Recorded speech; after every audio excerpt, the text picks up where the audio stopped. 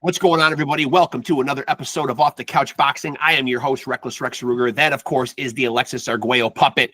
My boxing brethren, we are back with another one. You guys know what we do here. The most amazing and real boxing conversations anywhere on planet Earth.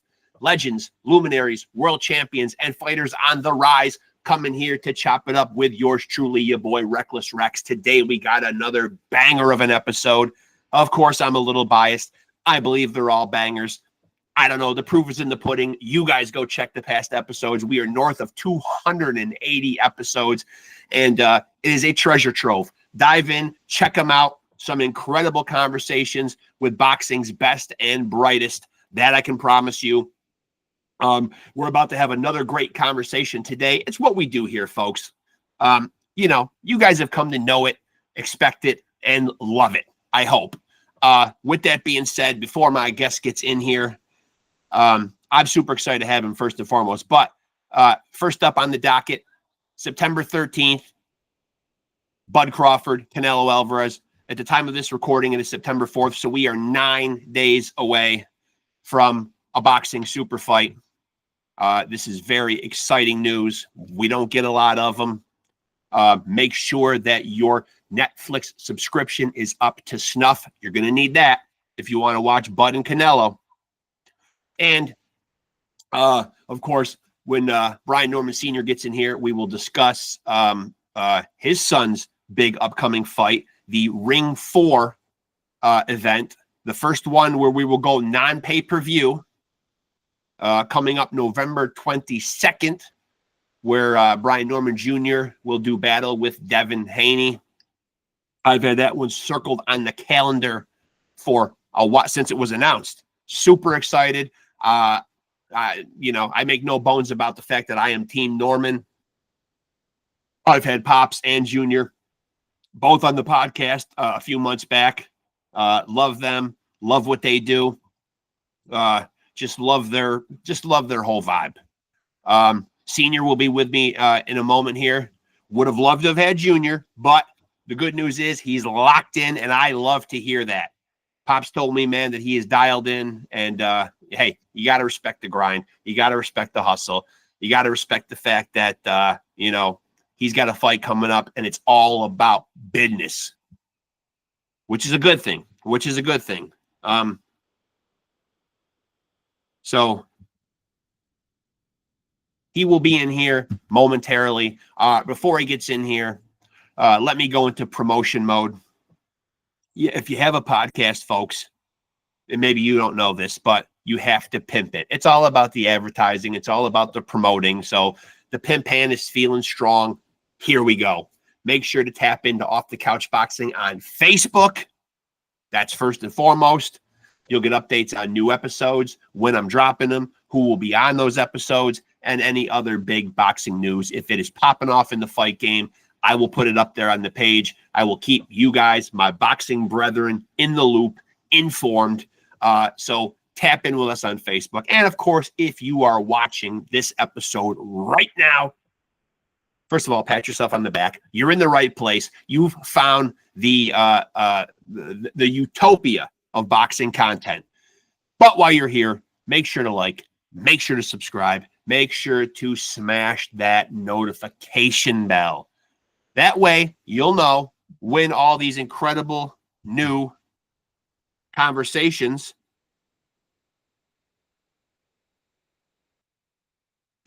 are going to pop on. And sorry, of course, I won't edit that out, obviously.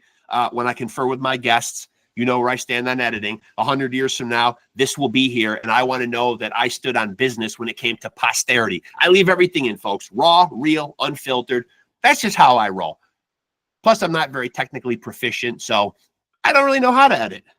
So, cheers to no editing. What can I say? I'm running a half-ass organization over here, but it is what it is. But, so, yes. Make sure to tap in, and really seriously, folks, make sure that you're up to speed on those Netflix subscriptions. You don't want to miss. Boxing fans, we don't get a lot of super fights. Maybe I can recall the last one might have been Floyd and Manny.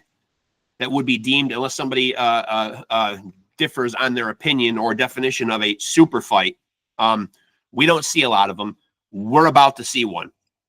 Bud, Canelo, literally everybody around the world, I think, is anticipating this one. So that's kind of what I deem a super fight, man. When it's global, international, worldwide, call it what you will. That's when you really see the excitement. And this one is really causing excitement. People are brimming. It is really, in every sense of the word, I know it's very cliche to say, a 50-50 fight. And that term has really been trotted out so many times. We hear it all the time. And, you know, I don't know. But this one really seems like it is. It's a 50-50 fight. I don't know if anybody really has a clear-cut advantage. I mean, Bud certainly has his fans. Canelo certainly has his fans. There are obviously, well, my guest is here, so I'm going to shut up and we're just going to get down to it, man. The man you really want to hear is popping on, so let's get down to it. And we will get him in here in a moment. Mr. Norman. Hey, what's going on, Bob? How are you, sir? I can't complain. How you doing? I'm awesome, man. I'm super happy to have you on, man. Always honored to be able to chop it up with you, man. The original assassin. Yeah. Yes, yeah. And I will say, a man who fought himself this year. So I always applaud us guys that are doing it over the age of, I don't want to give your age away. I'm over the age of 50. I'm assuming you're in that ballpark somewhere. I ain't over the age of 50. Okay. But you're in the ballpark. I'm 46. I'm not a female. I don't mind telling my age. I'm 46. Exactly. So listen, I've seen you recently do some other appearances, some other interviews, and I know obviously when I first reached out to you, I would have loved to have had you and Junior on. First of all, how is camp going with Junior? I know he's locked in, dialed in, man, and totally respect that, man. Glad that he's in that headspace. Everything perfect, man. Everything good. We good to go right now. Just like I said, holding it in the road, you know, tweaking some things, getting better at some things, whatever we could possibly do. Filming everything to see what mistakes are made and when they get made. And, you know, we're just doing what we need to do to tighten up. That's it. Now, I've seen you on a couple other interviews kind of alluding to the fact, one of them you were very fired up. I love the energy. You were talking about that there could be distractions and stuff outside of the ring that might be possibly a distraction to Team Haney. Say that last part again. I'm sorry, Bo. You were one of the appearances I saw, or an interview that you were doing. You were kind of making reference to Team Haney seems to have some distractions outside of the ring. Oh, yeah. Not Team Haney per se, but Devin Haney. Like, you know, they try to talk about me and me doing the interviews like this one and such, or whatever else it may be. I can talk all day. You know what I'm saying? Brian Harper Jr. is locked in. The only interviews he doing is somebody today. Somebody came out of the gym. They happened to come by for me. And when they came by for me, he happened to be there. He was free. So he did the interview today. Like I said, I mean, it's not hard for us to talk. Do you feel like maybe these outside distractions are not being dealt with and could possibly be used somewhere down the line as built-in excuses should this not go their way? And I'm thinking it doesn't go their way. They gonna make every excuse in the sun under the sun. I already know that. They already got built-in excuses. They're already PTSD. Brian, he dirty somehow. He just found a way to hide it. Like, they gonna find something either way it go. I'm positive of that. So, I mean, but that it's not gonna matter, because the ones who know are going to know, and the ones who don't want to believe are not gonna believe either way it go. Now, I'm glad you brought up the PTSD thing. You, as a guy that's been around the boxing world a long, long time, do you buy into that theory?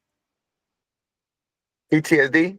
of a boxer taking, obviously we saw what happened to Devin at the hands of Ryan Garcia, and then he did look gun shy in his comeback fight in Times Square. Do you believe that can happen? And you've been in the ring yourself. Absolutely. Yeah. Absolutely. Yeah. It can. Yes. Okay. But I don't want to hear that excuse, because if he chose to fight Brian Norman Jr. now without doing what he's doing, and he calling himself a big dog and he one of the biggest and the best, that's what he's saying. But yeah, no, it's a real thing. It is a real thing, and I do believe in it or whatever else. But if you got those same people talking about what he gonna do and everything else, they know what he went through.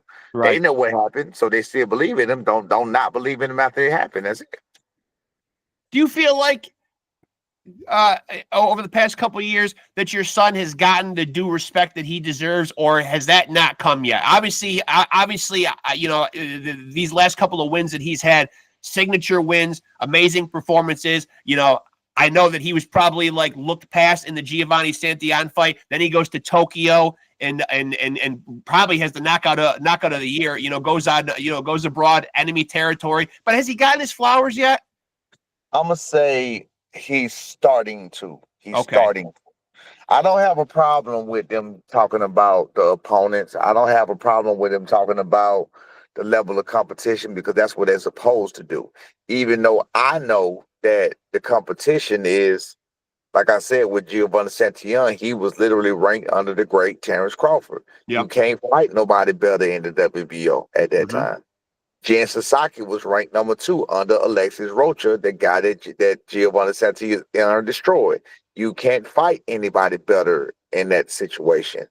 And Ring Magazine rankings, Giovanni Santillan was ranked number 4 after Brian Norman Jr. destroyed him. Yep. Jen Sasaki was ranked number 6 before Brian Norman Jr. destroyed him.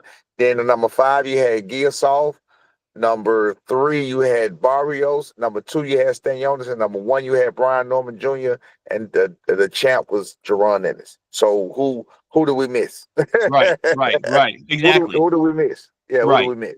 And you can only deal with the guys that they're giving you. I mean, That's what I'm saying. Who do we miss? I don't know. I don't know who these so-called guys are that have it like you could take a Ryan Garcia, right? No disrespect to Ryan Garcia, because I like to respect the fighters or whatever else. But anyway, you could take a Ryan Garcia who has never been a champion at anything, anywhere. But you could take a Ryan Garcia, and your casual fan would think Ryan Garcia is in boxing, well, it is a more popular fight, but it's not a better fight than you know what I'm saying? Because he's not ranked nowhere. Right. So, but that's not a name they know. People are so stuck on namesake. Names mean everything to people. Like, yeah, they do. Even if they've been mentioned with Jake Paul, if we go fight KSI, that's probably a big fight for them. You know what I'm saying? Right. Yeah. Namesake just mean everything to people, and that's just all they know. They're not worried about nothing else but namesake. That's it. And now your son is currently 28-0, 22 knockouts. If for boxing fans that are a little more on the casual side, if they look at that number, they would probably say, wow, he hasn't gone to the cards a lot, bordering on a knockout artist. And he certainly has had a lot of knockouts and some impressive ones. But for people that don't really aren't familiar with him coming into this fight, there are other layers to his game. It's unfair just to call him a knockout artist. Well, what would you tell fans? Hey, here's this, and this that my son can do well as also. We made it a point in the amateurs to just like I just told you a minute ago, is to keep sharp and try to clean up our game as much as we can. So in the amateurs, you fight different styles and different people, and in the international tournaments, you fight different styles and different people. So you have to know how to cut the ring off. You have to know how to deal with a pressure fighter. You have to know how to deal with a counter puncher. You have to know how to deal with a mover. You get what I'm saying? Right. So sure. we made it a point not to ever get caught in any situation that we aren't somewhat prepared for. Right. So when it comes to that, I made sure that my son could do everything well. He does everything. He does everything at least well. You know what I'm saying? Right. So we won't just be like a fish out of water somewhere where it looks bad. It looks terrible. You know what I'm saying? Right. So we make sure that he's a well-rounded fighter. And now you guys are obviously more out in that boxing scene, out out near Vegas. What is the general consensus, on what the public is saying, about favorites and underdogs, and what does Team Norman prefer to be? Do you guys like coming in as an underdog and slept on? We are not an underdog right now. I wouldn't think you would be either. Yeah, no, we're not. We're not an underdog right now. The reason why, I don't know. You got everybody saying Devin Haney is this elite fighter that's been on this elite level for 6, 7 years, and he's fought all these amazing people. He has this elite level of experience. So I don't know why he would be the underdog, but he is the underdog. But yeah, no, we like to be the underdog. You prefer that role. Yeah. We prefer that role. We prefer that role because that's just what we always been. We don't know how it is up here, and people actually root for us. You know what I'm saying? But right. We appreciate it, but it's not necessarily needed. But we really, really, really do appreciate it. You know what I'm saying? Because we know how I feel on the other side, but it's not gonna really change the outcome. Now, one of the things I was impressed with the first time that I had, the both of you guys on, was at 24 years old. And I think I even said this in the episode, From One Father to Another, how much poise and the demeanor on that young man. You know what I mean? Obviously, I sent you that little short that I made, just how poignant he was on talking about, how people out there, can be kind of two-faced, and about keeping your circle small and not getting sucked into drama. Where does that mindset come from? I mean, is that something you started instilling him early on? Absolutely, absolutely. He see me. I'm very family oriented. All we do is I got my kids. I got my I got 9. I got 9 total. I got 5, and I got 4 grandkids. You know what I'm saying? Me too. I got a lot too. Yeah. Yeah. I got 5 and 4 grandkids. You know what I'm saying? And I mean, we're a close knit family.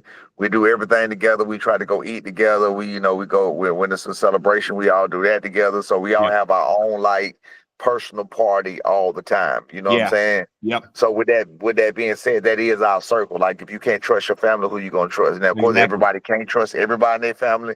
But in this situation, they know what it means. If you can't trust us, you're gonna be out of your whole life circle, because this is my kids' whole life.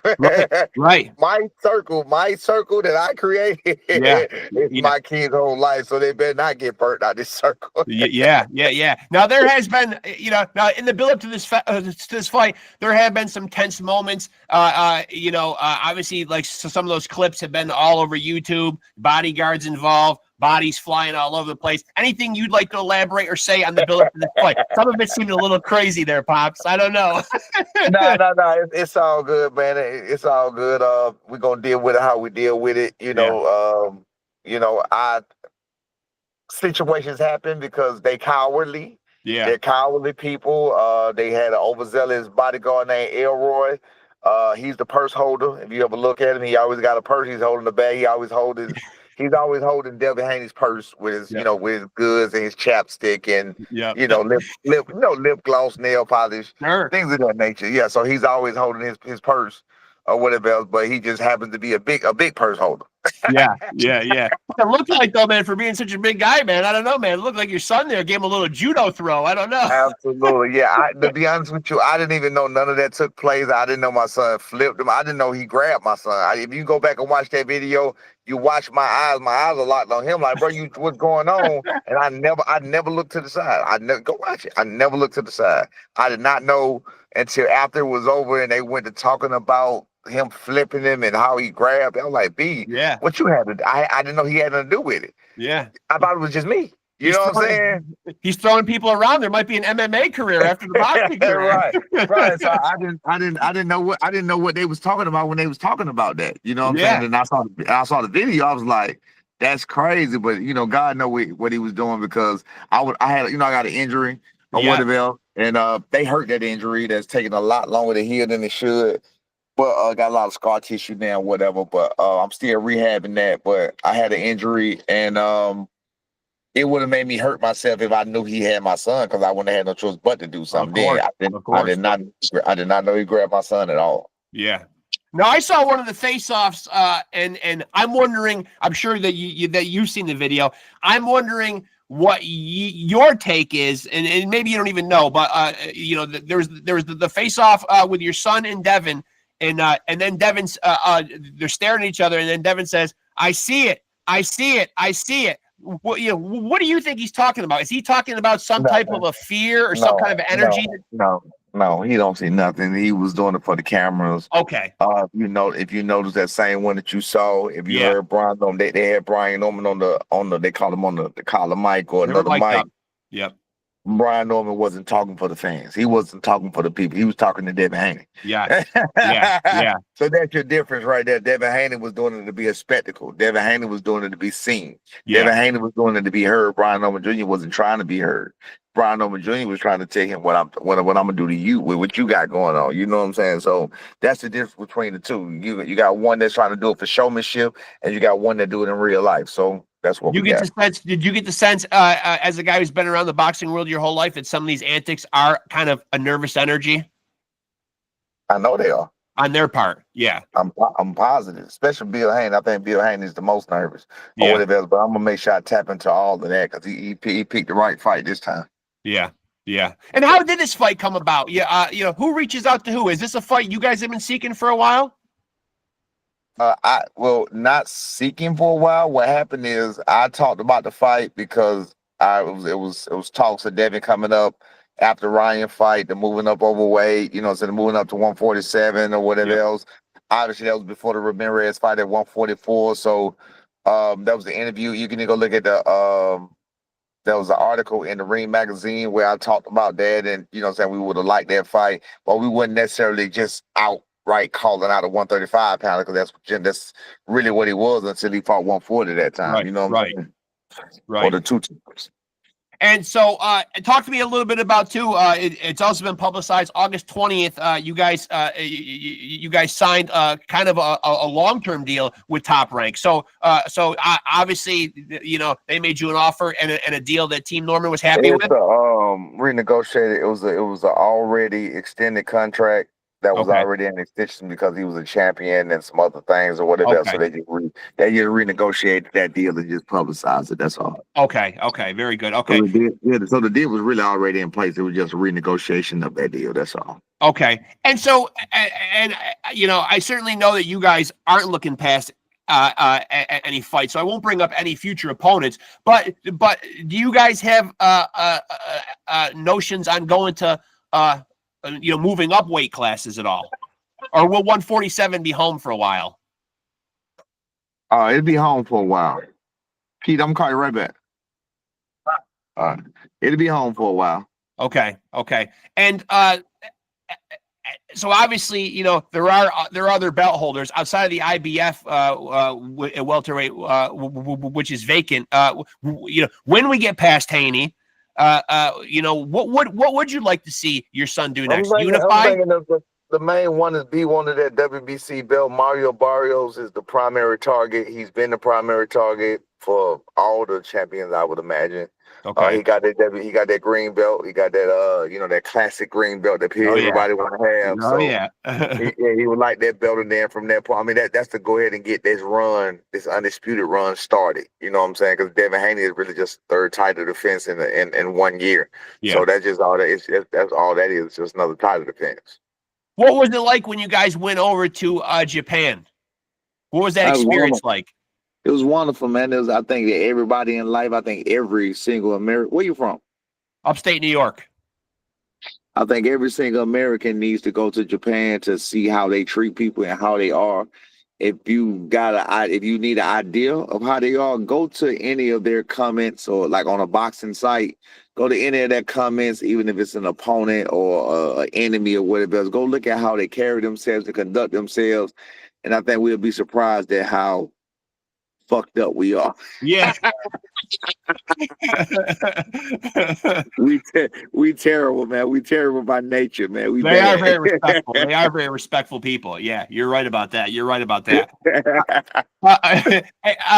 And so while I have you on here, aside from what's going on with Team Norman, you brought up Barrios, man. What was your assessment of his fight with the return of the great Manny Pacquiao?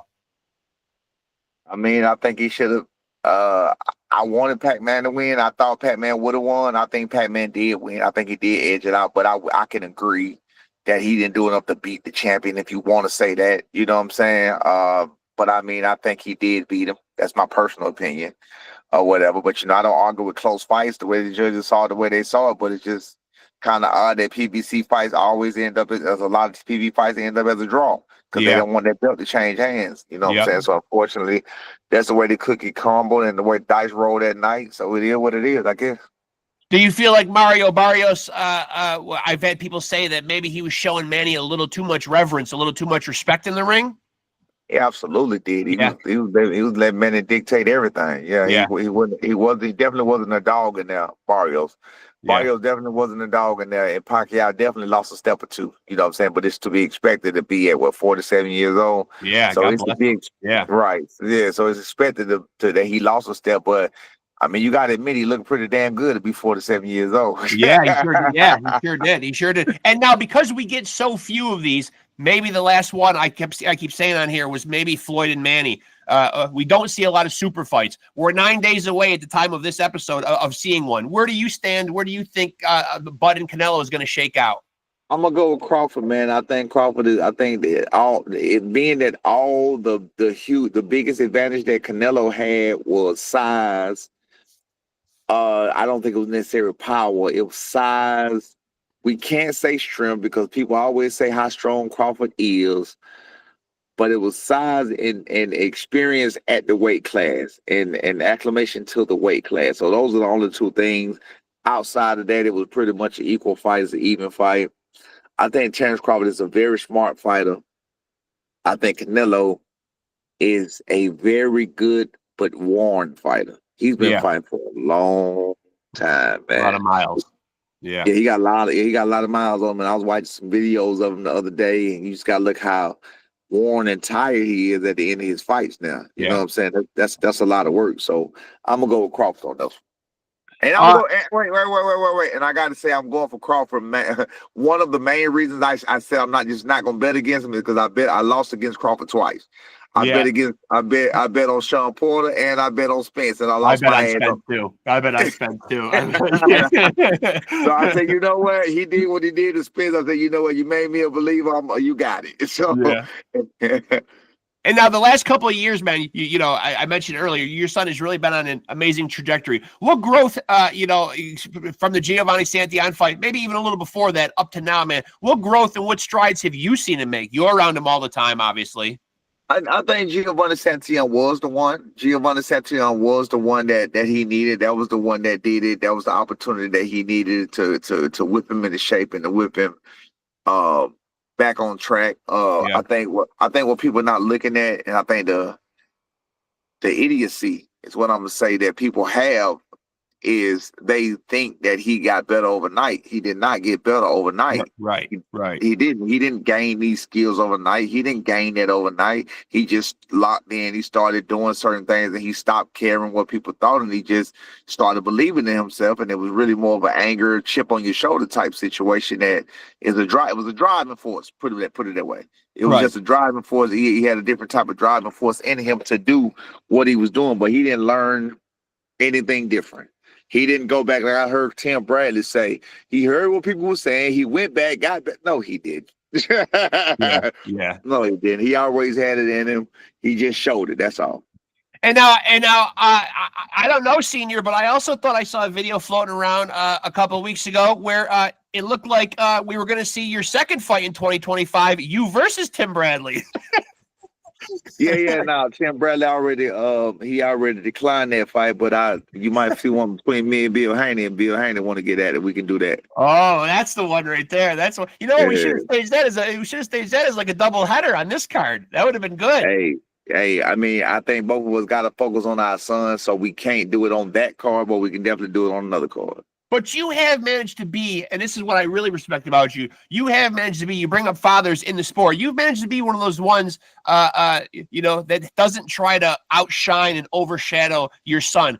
Talk about that relationship a little bit, man, like how you and Junior have worked that out, man, because we do see a lot of boxing fathers. I don't want to mention names. You mentioned Bill, but that do overstep the boundary a bit. Well, what happened was we had our little spats, behind the scenes, and we had our little, thought. But he's a very quiet young man anyway, and of course he never really bucked me out loud. You know what I'm saying? Even in person. But we had our little spats where we had our little conversation, and I taught him everything he know. And he came back and used everything I taught him against me. Yeah. like kids tend to do. I got a son. Yeah, Right. I've been nose to nose with mine a few times. Exactly. So but I had to respect what he said, and I couldn't see like on one hand, my daddy was in my life. My father was in my life. He was a part of my life. He showed me by example how to take care of my kids, but my daddy wasn't a lot of things. He wasn't very influential in my life. Yeah. He wasn't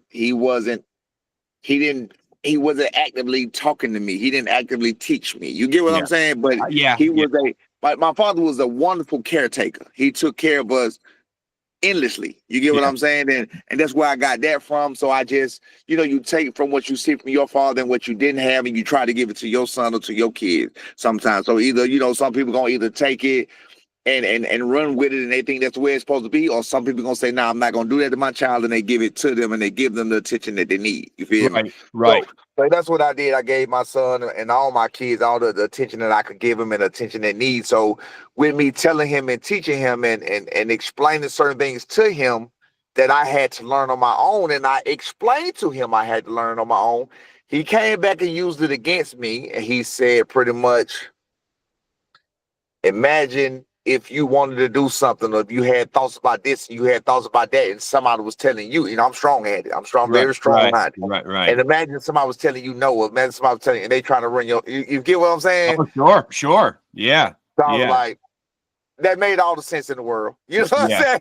Yeah. And it's funny how sometimes how sometimes, man, like we learn from the younger generation as much as we don't want to sometimes, Yeah, it made all the sense. It made all the sense in the world. And I can't imagine. I raised my kids by myself. We talked about that. I raised my kids by myself, and I can't. To be honest with you, I don't even think I could have raised my kids to be who they are if I had a woman in my life. If I had their mother in my life, I don't think they would allow it. I just don't see it. I don't see it. Yeah, you know what I'm saying? I get what you're saying too, because I kind of feel that way about my own parents, man. It was just that generation. They weren't as hands-on. You know what I mean? They just weren't. You know what I mean? They just wasn't. Yeah, they just would. Yeah. They took care of you. They took care of you, but they don't really teach you certain. You know what I'm saying?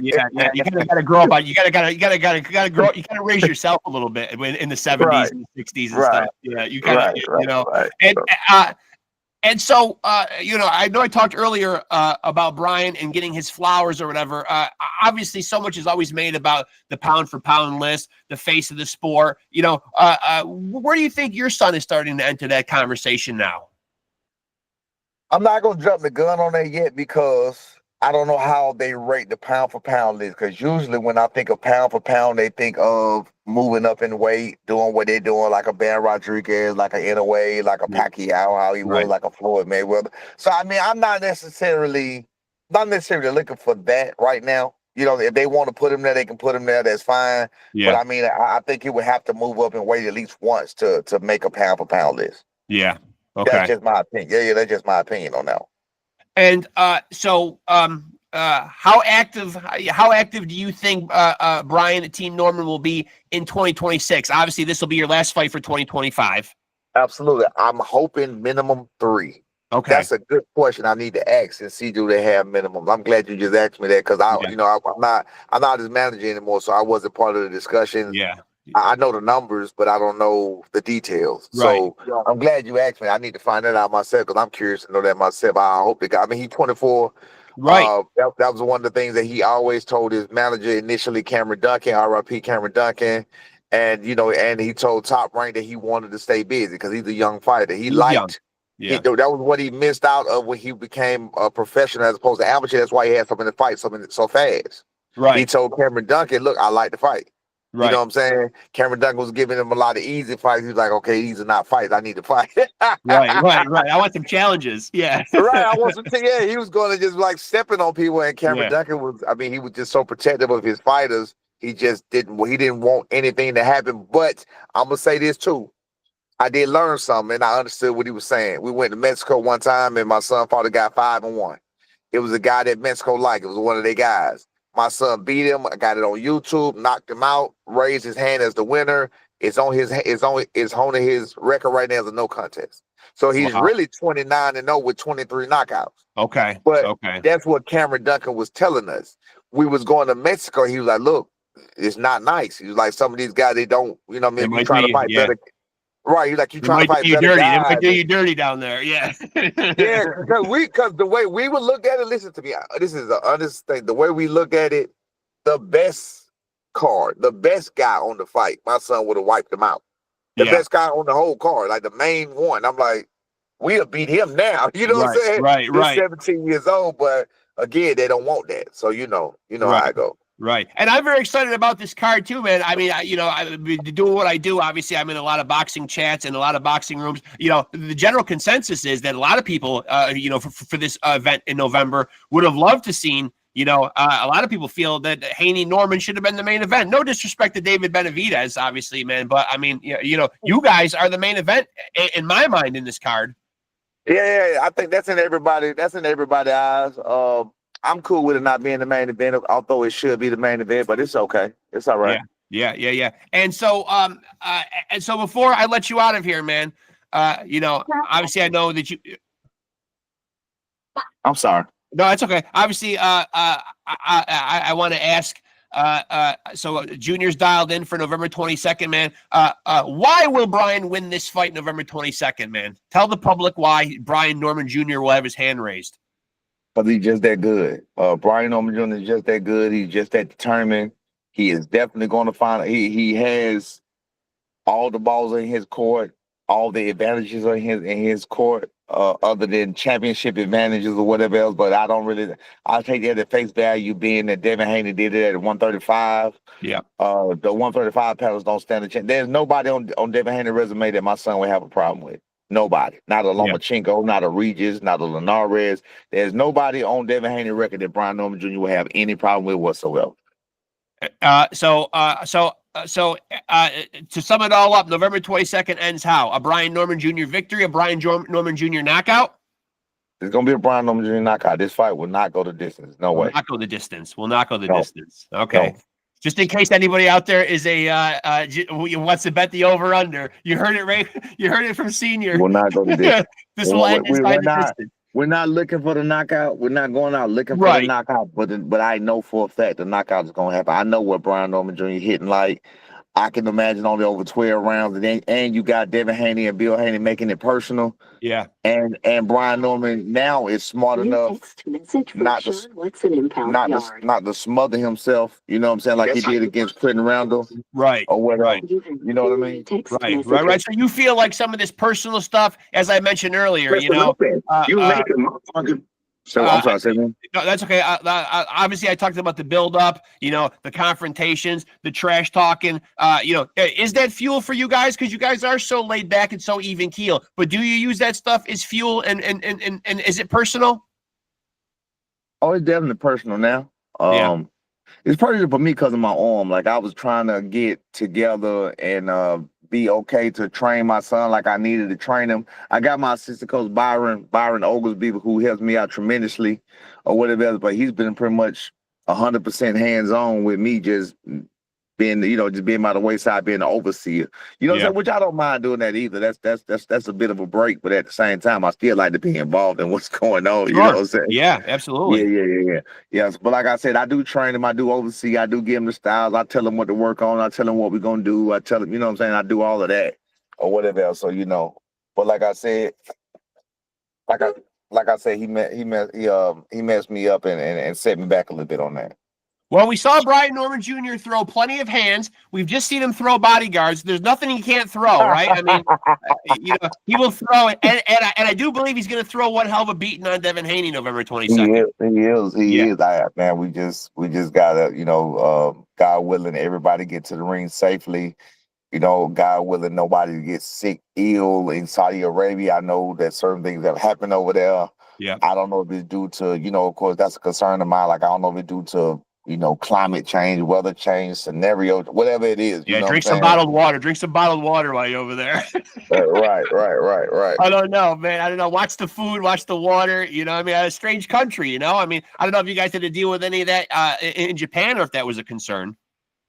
Yes, absolutely. But that was not an issue once we got there. That was their food is better than ours. Their foods don't allow by law preservatives. Like Right. over in Japan, if you get a chance, go visit. Oh, yes. Go visit for like. Listen, I'm gonna tell you why, and I'm gonna tell you what to look for. You're a New Yorker, but you're an upstate New Yorker, so you're not really like a city New Yorker. Right, I'm not. No.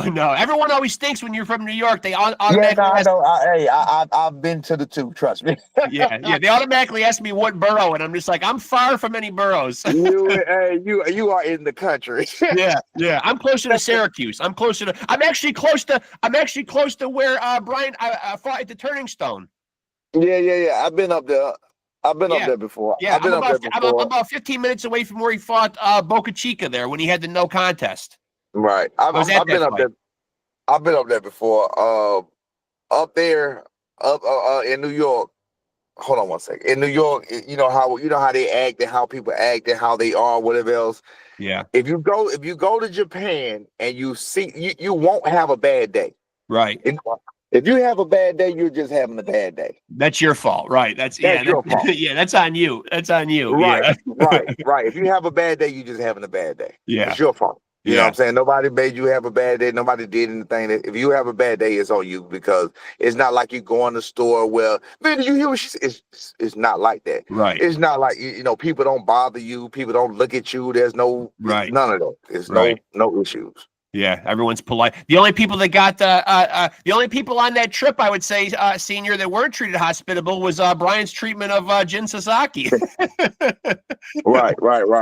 That was not so hospitable. But I don't know. I've been pissed off before about the results of Knockout of the Year, but I feel like your son's got to have it locked up for 2025. Yeah. They had a possible last year, then they snubbed them on that, and then they came back this year, whatever. So it is what it is, man. We get it. If we get it, we get it. We don't, we don't. I mean, that's not really one of those like accolades that you lose sleep over. You know what I mean? Yeah. I mean, but still, no matter what, he still got 2 potential knockouts of the year. Yeah. 2 years in a row. That's hey, and that's number 1 and number 2 in the division in the sanctioning body. Right. So that's against number 1 and number 2. So it's not like you fight. Yeah. So y'all chose to put him at number 1. Y'all chose to put him at number 2. We went out there and did what we did to them, so to let them know that they were not where we were. So there it is. What can you say? Yeah, it makes it more impressive, the competition that he was in there with too as well. And I want to remind people too that this is the first event that will be non-pay-per-view thanks to Turki Al-Sheikh, where he's gone non-pay-per-view. This is the first inaugural event, and there will be no more pay-per-view. Right. Yeah. I seen that, man. I'm just happy to be a part. I'm just happy to be a part of a card so big. Yeah. I'm just happy to be a part of a card so big and so important, and pretty much being the main event or definitely the main attraction. Yeah, if we're not the main event. Yeah, we're gonna call it the main attraction. You know what I'm saying? So it's gonna steal the show. No disrespect to Anthony Yard and David Benavidez. That's a great fight too, man. But I mean, there's no doubt about it, man. Well, listen, senior, I really appreciate it, man. I'm Team Norman all the way, man. I love you guys so much, man. You and your son, man.